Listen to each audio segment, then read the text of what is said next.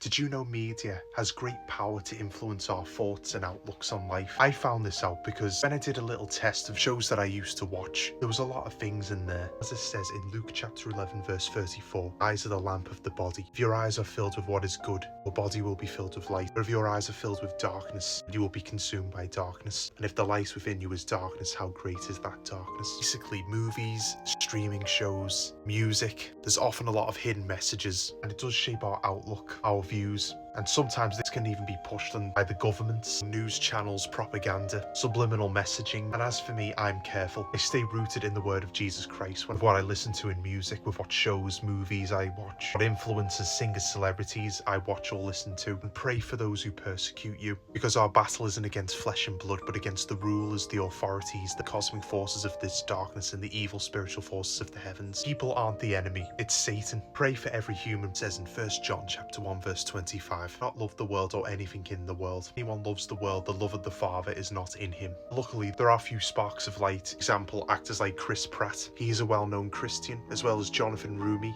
the man who plays Jesus Christ in that new TV series The Chosen, which you can watch on Prime Video. And of course, there are many actors, singers and influencers who love Jesus Christ, and that's why I always remember Matthew chapter 5 verse 14 to 6. You are the light of the world. City set on a hill cannot be hidden. Neither do people light a lamp and put it under a bowl, but on a stand. It gives light to all in the house. Let your light shine before others, that they may see your good deeds and glorify your Father in heaven. Be rooted in the word of Christ, read the Bible, pray, fast. This is how we overcome the temptations of the world. As it says in John 16 verse 33, Jesus said, I tell you these things so that you may have peace. In this world you will have trouble, but take heart, I've overcome the world. Doesn't mean we're going to have an easy life. Rain falls on the righteous and the unrighteous alike. That means that God will help us through our troubled times, strengthen us. I'm just going to read Psalm 91, which I recommend anyone to memorize. Psalm 23, which is one for anxiety, and Psalm 91, which is against evil. Psalm 91 is a powerful prayer. Whoever lives in the shelter of the Most High will abide in the shadow of the Almighty. I will say concerning the Lord, who is my refuge and my fortress, my God in whom I trust. He himself will rescue you from the bird trap, from the destructive plague. He will cover you with his feathers, will take refuge under his wings. His faithfulness will be a protective shield. You will not fear the terror of the night, or the arrow that flies by day, the plague that stalks in darkness, or the pestilence that ravages at noon. 1,000 fall at your side, and 10,000 at your right hand. The pestilence will not reach you. You will only see it with your eyes, and witness the punishment of the wicked. Because you have made the Lord my refuge, the Most High your dwelling place, no harm will come to you. No plague will come near your tent, for he will give his angels orders concerning you, to protect you in all your ways, that they will support you with their hands, so that you will not strike your foot against a stone. You will tread on the lion and the cobra, you will trample the young lion and the serpent. Because he has his heart set on me, I will deliver him.